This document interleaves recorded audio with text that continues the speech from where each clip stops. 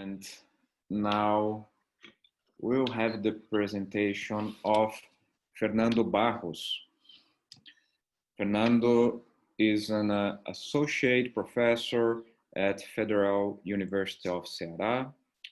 He published around 33 articles in specialized journals, 4 books, of which I would personally highlight Nietzsche's Musical Thought, which is an amazing work. Fernando also developed a postdoctorate research at the University of Freiburg between 2014 and 2015 with a Capes Humboldt scholarship, so making him well acquainted with both research groups. So please, Fernando.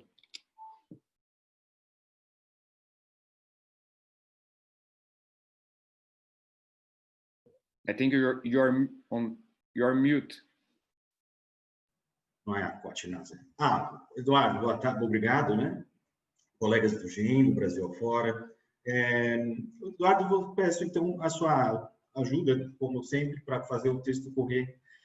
Hallo, ich grüße euch ganz herzlich. Und ja, Freiburg fällt mir manchmal.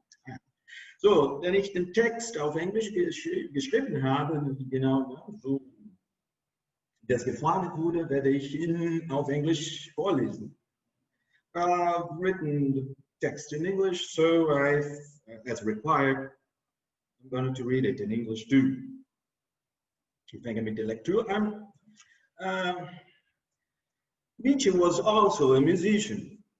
Maybe not the most brilliant one, but definitely a passionate player and a natural-born melodist. He started to attend piano classes at the age of 9, devoted himself very early to the study of Begriffsdichtung, fundamentals of composition, and learned to carefully apply the principles of counterpoint and diatonic structuring. Deeply acquainted with Schumann's work and increasingly familiar with the busy harmony of the 19th century, he was likewise well informed about the sound landscape of his own time, full of dissonances, non-prepared seventh chords, and uncanny chromatic arrangements. But first and foremost, Nietzsche was a great improviser, being quite well known for his unique skill. Since his childhood, as Georges Lebert reminds, he's got a distinct taste for improvisations. Favoring the free blossom of melodic arches and lead contours, his inventive playing always left a powerful impression on whoever happened to listen to it. It must have been, like Kurt Weill affirms, very expressive, and plenty of nuances, bringing about a suggestive effect. Of course, the very idea of improvisation can and should be enlarged upon different contexts within Nietzsche's thought, placing us in a wider conceptual framework and deflecting our attention far away from the piano keyboard. At the age of 19, when he was not altogether sure of what profession he should take up, a decision that most probably was never really clear-cut to him, extempore performance and offhanded practice seemed to be major preconditions of his life. By the end of his last school year at Forta, he writes then to his mother and sister, I quote, "But what does it mean to improvise? In many cases, our whole life is sometimes just a poetic improvisation, eine poetische Improvisation, and we must just indulge in fantasy to feel it as such." And a few years later, against the background of the so-called artist's metaphysics, a certain concept of improviser undertakes a decisive role in the transition from music to drama, since tragedy itself should rely on a conflation of visionary choir, charmed spectator, and a sort of generative force embodied by a Dionysian flute player that eventually should be uplifted to the ideal heights of a primordial drama. In this regard, we'll read, I quote, 2 different starting points of the Greek tragedy. The choir which sees the vision and enchanted analyzing improviser, der verzauberte dionysische Improvisator. The choir gives only the living image, and the improviser, in turn, the drama. As a connecting link or a facilitator between the non-figurative realm of sensations and the sphere of representations, the general idea of improvisation emerged as a powerful expressive vehicle towards a deeper subjective experience. So it's no wonder that later on, after having published all his untimely meditations, Nietzsche ends up identifying musical improvisation with a more genuine form of pleasure. While connected with an inner sort of satisfaction, it seems to require a very personal evaluative scale. So he says, I quote, when other things according to the degree of pleasure that they give, that's what stands at the top. Musical improvisation in a good hour, then listening to particular things of Wagner and Beethoven, and then having bright ideas while going for a walk before lunchtime. Besides, if we are to consider the very act of writing as a kind of result of the artistic organization of our most strong and energy currents, music improvisation can also be understood as a pervasive source of inspiration towards an argumentative strategies, and precisely due to its mediated and interpretative character, because of its intervention between our somatic constitution and more refined ways of spiritualization. It really won't be an exaggeration to affirm that the whole stylistic development of Nietzsche's writing could be outlined and described as an overall musical stratagem. At the very beginning of his philosophy, he used to dimension himself, I quote, above all, what must be once more unleashed in my style are some lively spirits. I must learn to play them as I play the piano keyboard. And not only the pieces I know by heart, but also free fantasies, freie Fantasien, as freely as possible, yet always logically and beautifully. And later on, he seems to have no doubts about the musical mediation between the words he uses. So he says, I quote, the most comprehensible thing in language is not the word itself, but the sound, strength, modulation, and tempo, which a series of words are spoken. In sum, the music behind the words, the passion behind this music, the person behind this passion, and therefore everything that cannot be written.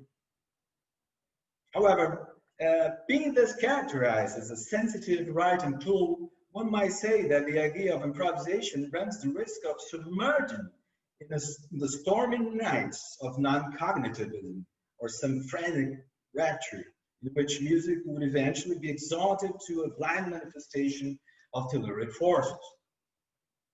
But in this case, we shouldn't surrender too fast and so easily to anti-realism.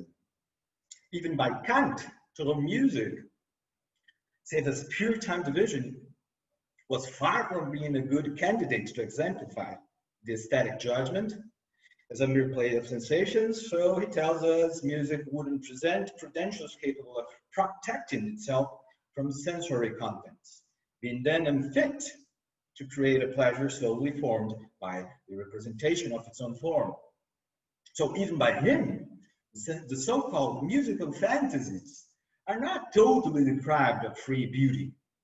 The very absence of a specific theme or text makes fantasy pieces, in terms of purity, preferable to adherent beauties, which could never be totally free.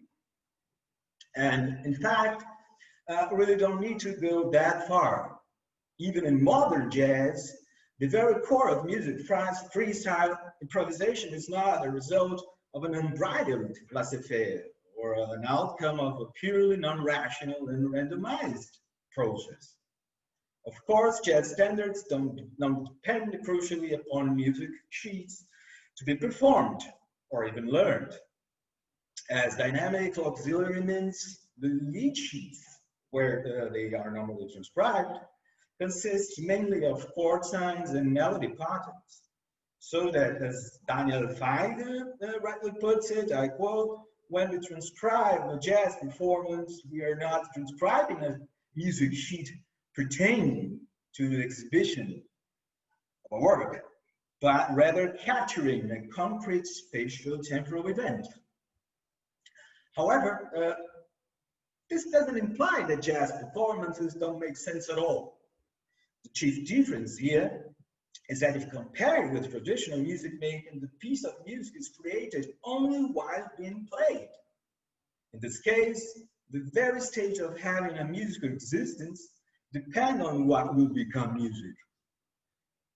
What the improviser plays, so we read further, is filled with its specific sense only in the light of what will be done afterwards.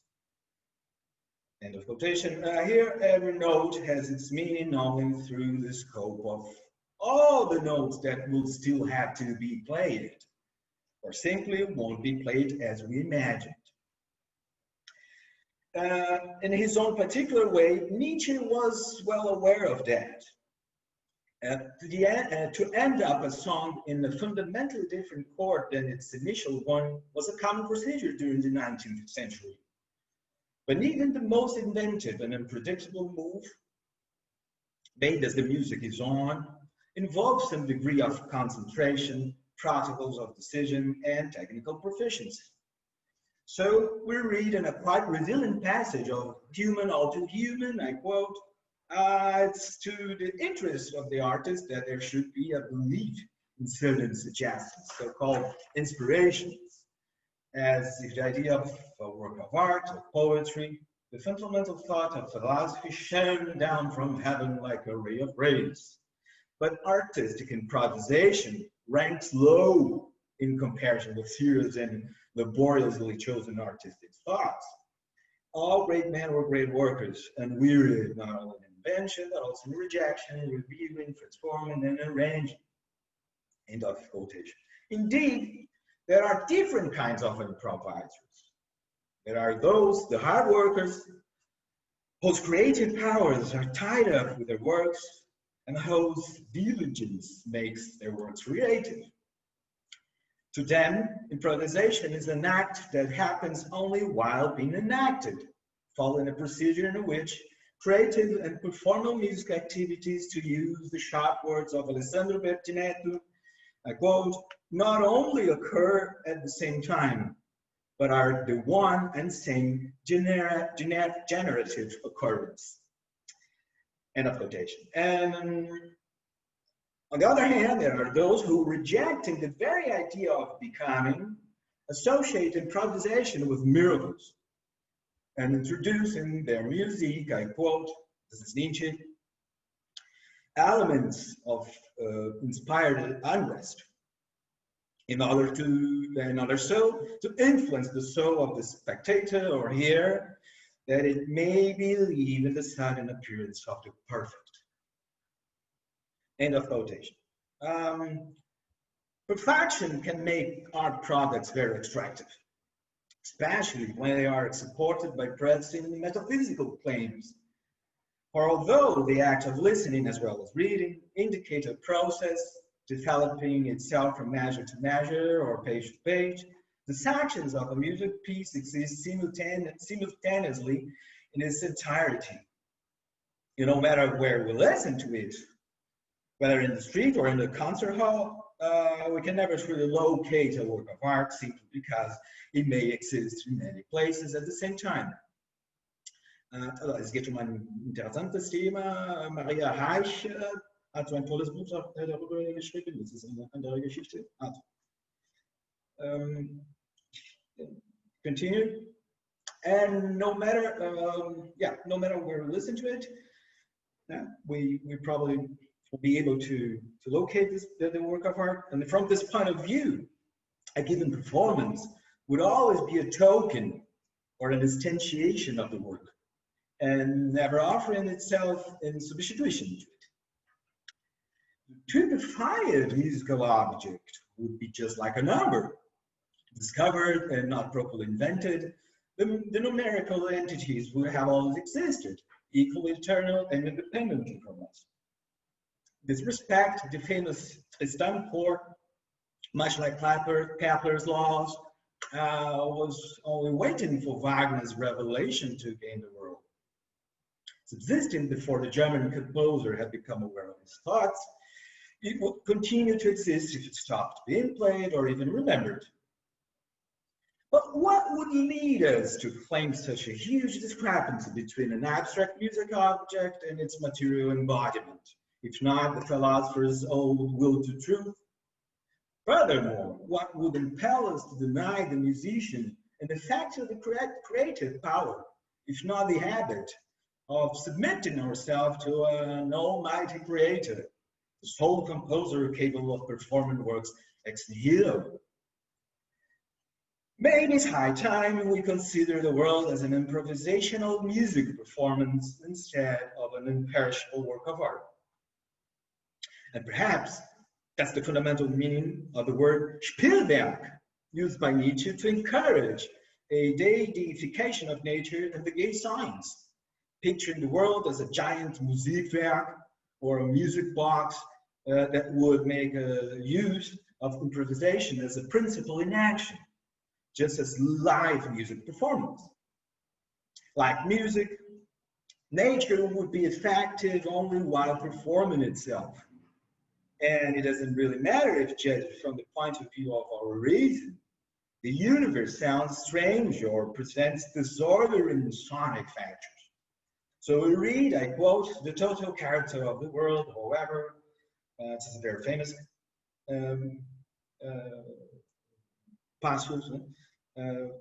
So I read again, the total character of the world, however, is in all eternity chaos, in the sense not of lack of necessity, but of a lack of order, arrangement, form, beauty, wisdom, and whatever other names there are for our static anthropomorphisms.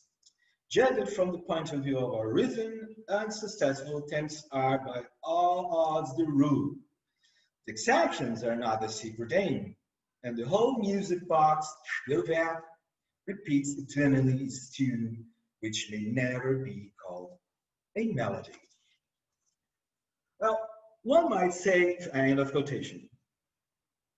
Okay. Thank you, Eduardo. One might say that this is just another way to apply or carry out wrongly the poetic procedures found in Nietzsche's Das Volk Zarathustra. Katharina. Just another way to shuffle and scramble the functions of poetry and metaphysics by using unscientific sentences or pseudo-statements, if you want to talk about theoretical questions. However, this would be quite naive and tantamount to ignoring that Nietzsche was quite aware of the post-Kantian use of the term conceptual poetry, Begriffsdichtung, especially of the meaning Friedrich Lange gave to it. I quote Lange, we could only poeticize about one absolute truth after we convince ourselves of the relativity of all knowledge. Ended. End of quotation. Sounds of nature would never mean by Nietzsche sounds of nature. In this regard, he will then explain, I quote Nietzsche, the domain of metaphysics and consequently the field of the absolute truth has been necessarily aligned with poetry and religion. So to some people, metaphysics belongs to the sphere of soul necessities and is mainly an edification. It is, on the other hand, art, namely the art of conceptual poetry, Begriffsdichtung. However, it should be also remarked that metaphysics has nothing to do with the so-called truth or being in itself, neither as religion nor as art. End of quotation. But Nietzsche has also to avoid explaining purely internal facts with purely internal reasons. The idea of conceiving the external world as the cause of our perceptual stimuli would lead us to a kind of missing link of perceptive conscience.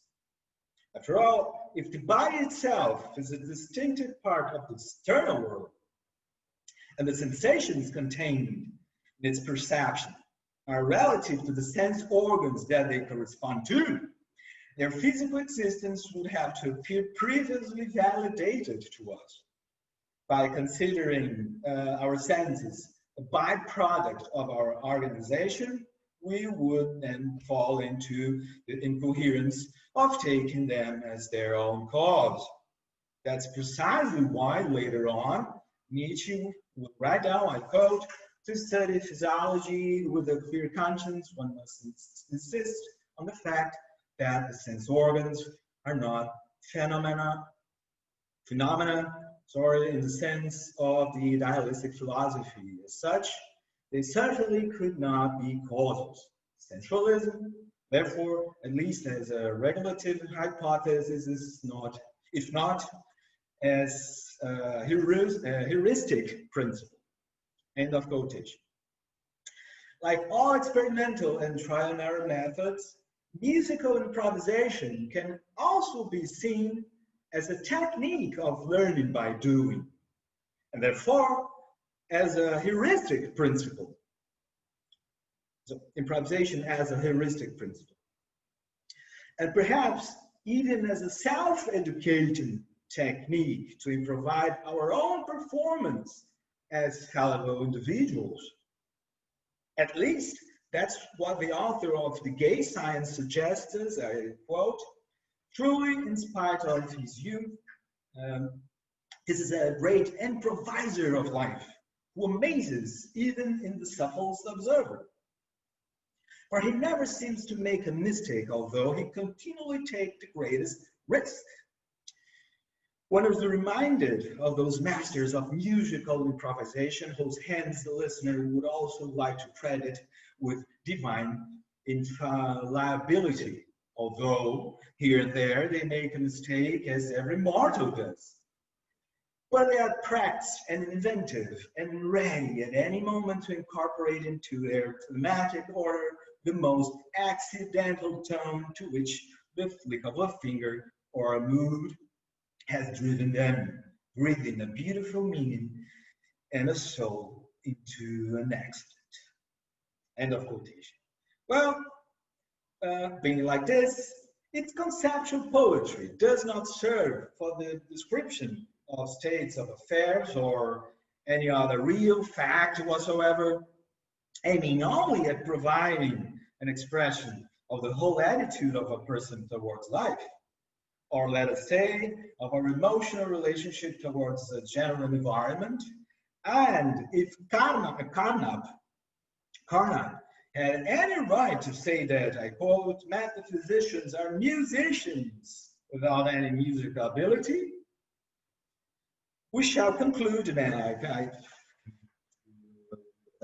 we shall conclude by saying that Nietzsche, being such a talented improviser, certainly was very different from any self-deluded metaphysician, not at all a depressing theorist. Thank you very much. Yeah. Thank you very much, Fernando, for this wonderful presentation. So we open again to questions. As I said before, the speakers can place the question directly, and the audience through the chat. Oh, okay, yeah, the chat. Oh, Ivo, thank you. I have to read, okay. If you wanted, Fernando, I can read it. Yeah, thank you. I very much appreciate. So it's a question for Ivo Alebik.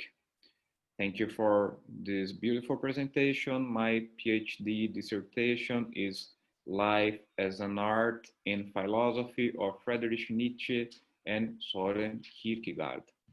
So I would like to ask you this question. In the context of Nietzsche's work, can we compare musical improvisation to life itself? Because life is elusive, just like music, and music is constantly evolving, just like life. If we can, please elaborate. I think it could be helpful for my thesis. So, Shall I answer him here? Yeah, okay. Yeah, Ivo, thank you very much um, for your compliment. Yeah, this is precisely what Nietzsche does. I think, to my mind, yes, we can do that, such a comparison. But the main problem is that I think uh, we couldn't help giving a sense, a meaning to our improvisational conception of life. And the problem is that we only can do that before all the in light of what will be done afterwards. We have to wait. Yeah? We are improvisers in life, but we have to wait till the end to make a meaning of it. In German, we would say or in French, maybe this rückwärts Art und Weise zum Sehen. Ne? Diese Heteroação, Portuguesisch, if you want to. That's the main problem. Um, the meaning must be seen through the scope of the all notes that still have to be played in order to make any sense to us. And that what makes this conception of music, of the improvisational music, to my mind, very useful to understand as a poetical conception, as a Begriffsdichtung, the way Nietzsche sees things. That's the way. That's what life is. Life is a huge and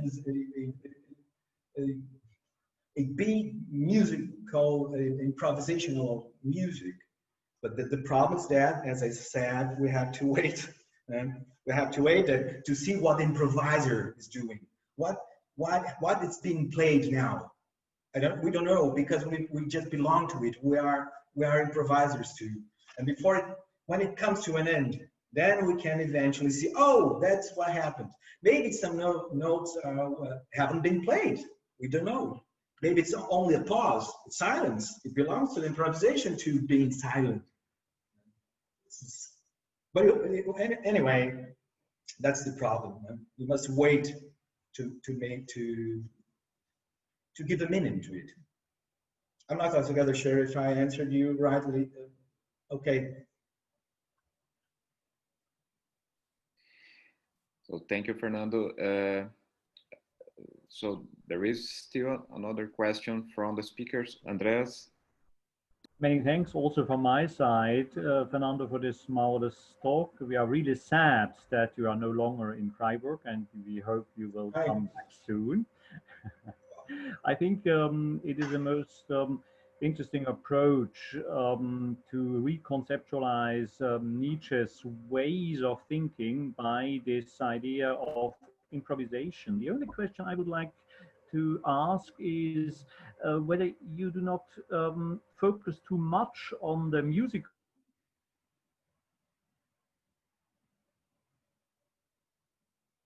on Menschliches allzu Menschliches, where we have one of the quotes you also showed us. And then I checked the encyclopedia by Meyer, and there the article on improvisation begins not with music, but with painting. Reynolds, the famous 18th century English portrait painter, used the term improvisation for his own sketchy way of, well, beginning a painting, obviously. And I think this would fit perfectly with that, what you told us about Friedrich Albert Lange.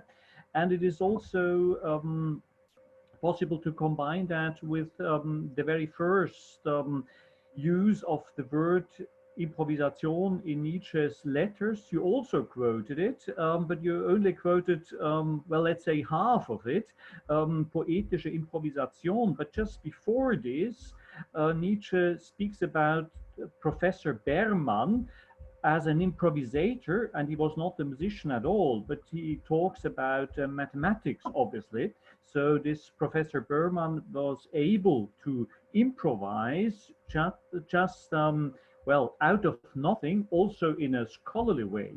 So obviously the phenomenon of improvisation is from the very beginning on not restricted to music and doesn't even necessarily derive from music, but is much broader. But I think this is a strong argument also for your reconceptualization of Nietzsche's, as I pointed it out, ways of thinking and of speaking as uh, an improvisative strategy. Yeah, thank you, Andreas. Yeah, I know. Well, yeah, to be perfectly honest, I just chosen this way, but I'm pretty aware of it. We might also, if we should, deal with this conception in, well connected with the ideas of perspectivism to in a more epistemological way of dealing with it, and maybe the very idea of interpretation by piano playing can also shed some light into the philosophical idea of interpretation. I think, for instance, about the letters between Nietzsche and Karl Fuchs, for instance. But it's another. So this is another thing. I pretty much thank you for this reference to this, let's say, plastic world, pictorial world. And the reference to this professor, this mathematician, it's, yes, I left it aside, but I know that ich bin darüber, ich weiß das, ne? Bescheid. Und, sorry, Andreas. Und, but what is maybe what I should, I'm gonna have to think about it. I think it's worth thinking about the way through which Albert Lange thinks on this idea of intuitions. This is spatial intuition. I think, for instance, this logische Studien. I mean, by the end of it, Lange, it's pretty emphatic. It's pretty keen on the idea that all mathematical proofs, as well as this geometrical thing, they all a priori, diese assertorischen Behauptungen, they all are based on a spatial intuition from which everything, time and space, and then we're going to have to think about improvisation too. It's given to us beforehanded by this spatial intuition. And spatial intuition, considering the tradition in which music has been defined, has nothing to do with. Music is a time art. It's a timely art. But but quite the contrary, if we pick and choose this path, we're heading off to a spatialization of music, of improvisation, of method, of geometry and mathematics too. So time will be like a secondary thing for us. And when it comes to music, it's such an uncanny way of thinking. But thank you. I'm going to have to think about it. I'm sorry. Maybe I didn't answer you rightly, but thank you, Andreas. Wie immer. Ich bedanke mich dafür. So we still have a question from Sebastian. Okay. Thank you, Fernando. Thank you, Fernando, for your interesting talk. My question is about the Spielwerk metaphor, the music box metaphor. Okay. And it seems a little bit odd to me that Nietzsche is using that metaphor in Gay Science 109. because the text argues against aesthetic anthropomorphisms. And my question is, isn't the music box metaphor an aesthetic anthropomorphism too? What do you think about that? Why Nietzsche is using that metaphor in this text, where he argues against such aesthetic anthropomorphisms? Well, in my defense, I could say that it's ironically put. But I don't know, I think it's not only you're right in your question, it's absolutely meaningful, and I think it's contradictory. You know? It's not only it's tactical, but it's also mechanical too. Because a music box must be, in a way or in another, someone has to put their hands on it and roll it up in order to. Who is charging it? Who is that? It's not a living being in the world. So who is turning this music box a sounding machine? This is one thing that we should think of. But in the context of this passage, also ich gehe nicht in also if I'm not mistaken, as it's a discussion with Kaspari and all this rather this physicalist thing, and I think maybe it's an approach because Nietzsche has in a way or in another to use some image that pretty much can be adapted to this horizon. And I think music box pretty much against mechanicism. It's also an image that can, from inside out, have some benefit. Well, I wouldn't say how to. I wouldn't know how to answer you in a way. I just have to think about it. But it's definitely a puzzling thing. Yeah, I can hear you. Especially because the text is arguing against mechanical worldviews too, not only against aesthetical anthropomorphisms, but especially against mechanical worldviews. Even, you know.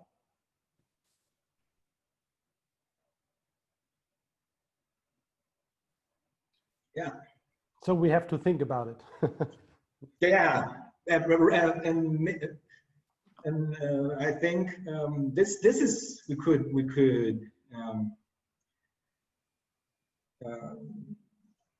develop.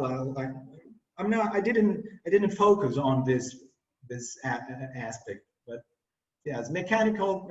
This critic on the mechanistic way of thinking. It's all around in this passage. You know, it's all around.